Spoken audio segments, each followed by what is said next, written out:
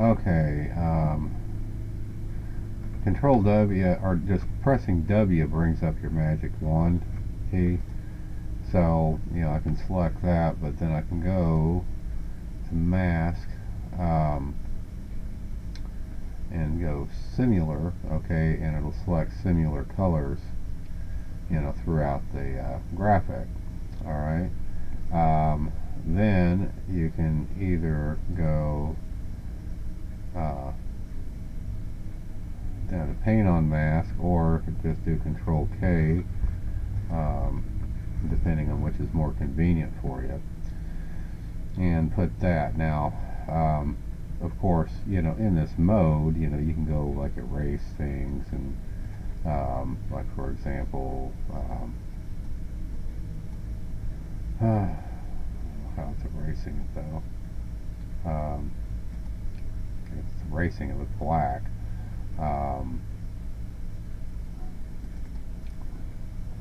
Oh, come on. And this? There we go. Okay. No. It's writing on it. I don't know why it's writing in black. Let's go to the pen tool. Okay, but we can go select something like this, and okay, do things like that. Sure. Nice and dandy. But we can also go load the current mask to it. Okay, and this is necessary if you want to do something like do an interactive fill.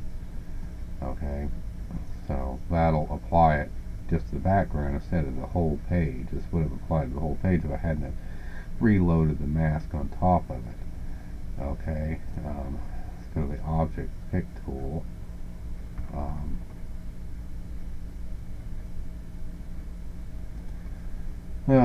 Okay, and but let's go apply some effects to it, like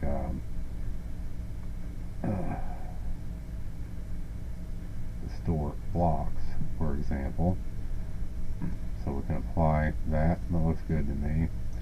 But you can apply other effects like a Gaussian blur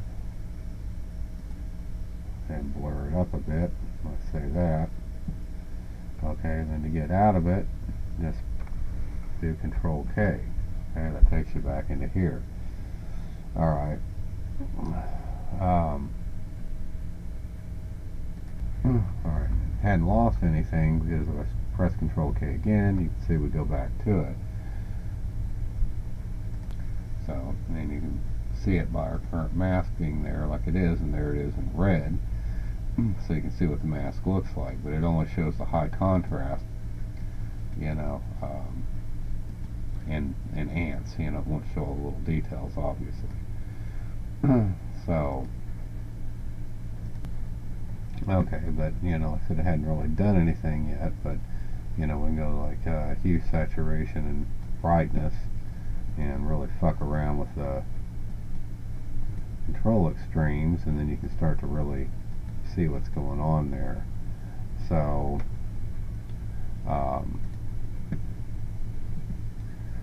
so it has definitely made some adjustments. Now, if you want to go to mask, we can try to save it to disk. Since saving it to channel didn't seem to work very well.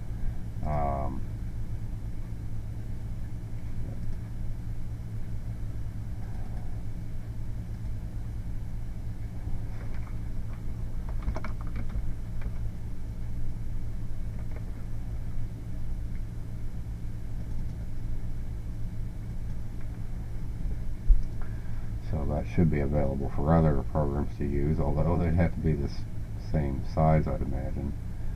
But we can press Control R to remove it, if you want to, because we don't need it anymore. That's the same as pressing the delete. And by the way, well,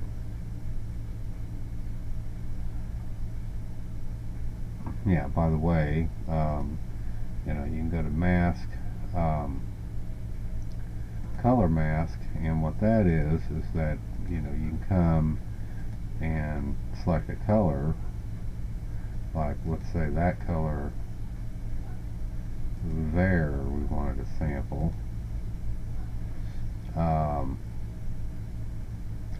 You can go OK, so it'll select colors like that,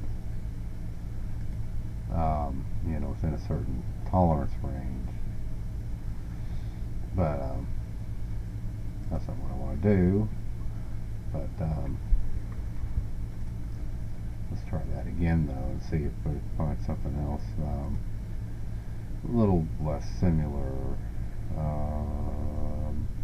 don't know, maybe this blue here will do.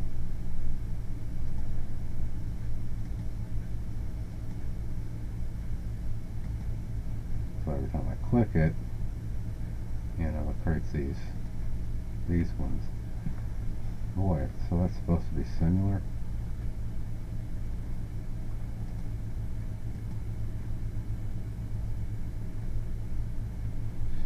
I mean, I guess that kind of is similar. I mean, 'cause all this seems to be blotted out.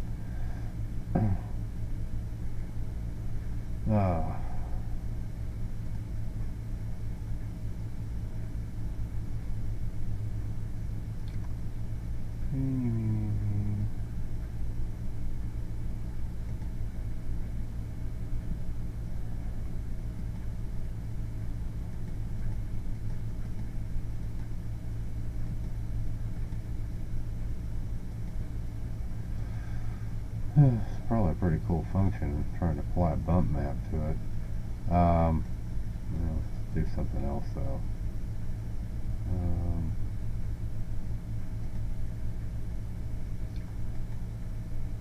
Okay, yeah, we'll do that. Fuck it. Well, I don't. That limits the color though.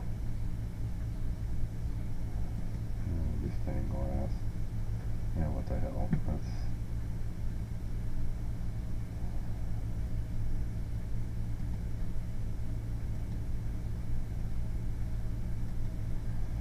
Okay. Now we can save that mask too if you want.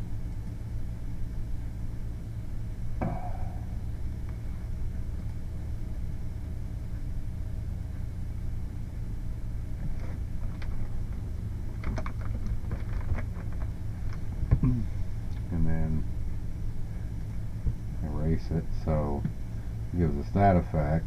Now we can go Control K, okay, and do something like an interactive fill on it.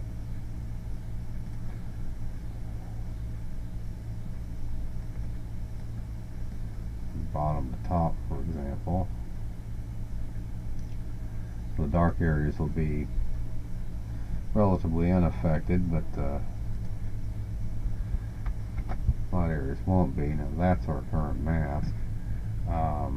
I can go apply effect like hue, saturation, and brightness again.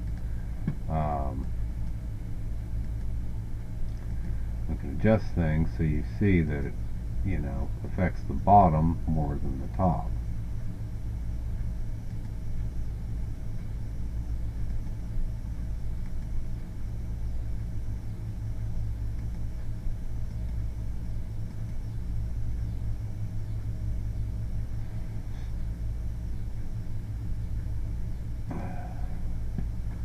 Okay, so now we can go, you know, fade last command too, you know, which allows us to adjust the amount of effect that last command had. So, which you can hardly tell really.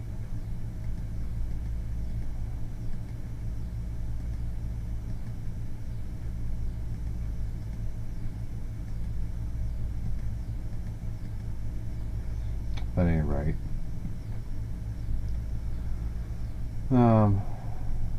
so pretty interesting stuff.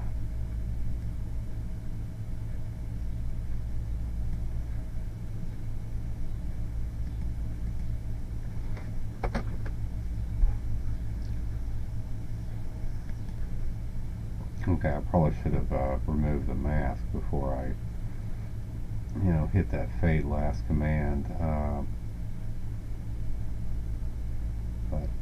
can't do it now.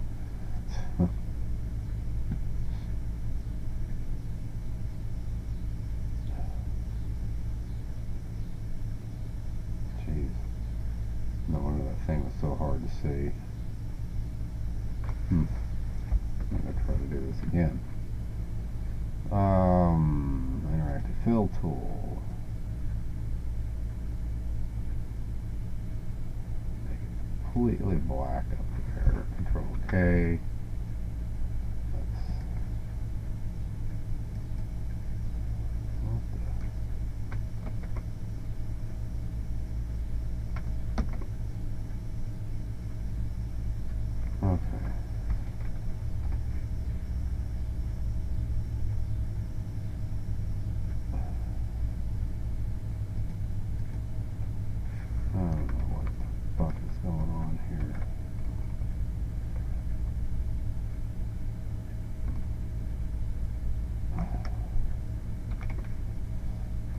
Control K. Interactive fill. Alright. Control K. Alright. The problem is this thing's getting away. It's hard to see what's going on with that red mask in the fucking way.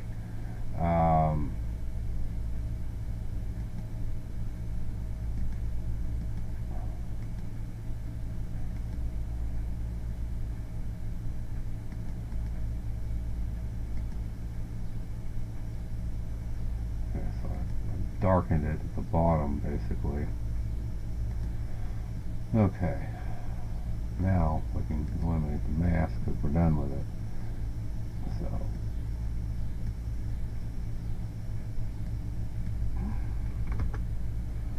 So anyway, it's kind of a brief tutor on painting on masks anyway. And like I said too, if you wanted to load a mask, you know, you can load one of the masks we created.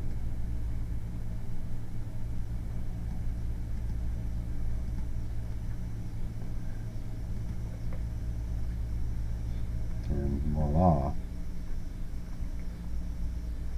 I'll remove that and see what happens when we load something that's not a mask that we created. Like, what is this?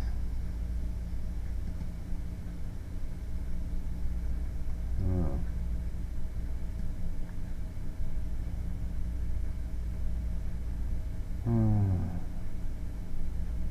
Yeah, we'll try that. Well, it did something with it. Anyway, I will have you notice too that, you know, god damn it, fucking objects are at the bottom of the goddamn list again. But at any rate, you know, we didn't create any objects. This is completely, you know, really not even using these channels. You know, you got channels in you know, in Photoshop too,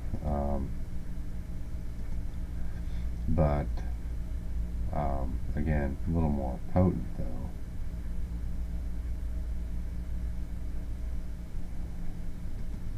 I don't know what that does. Since again, you know, you can apply special effects, you know, on you know, on object layer, you know, from object layers and everything else, and I don't see that capability in here. Again, this version of Corel is, you know, 7 years old. I mean, you know, I mean, they may have more capabilities, but then again, my version of Photoshop is 6 years old, so, and it had all these capabilities in it. But, you know, anyways, it's got something, you know, that you can work with when you need to. So, so anyway.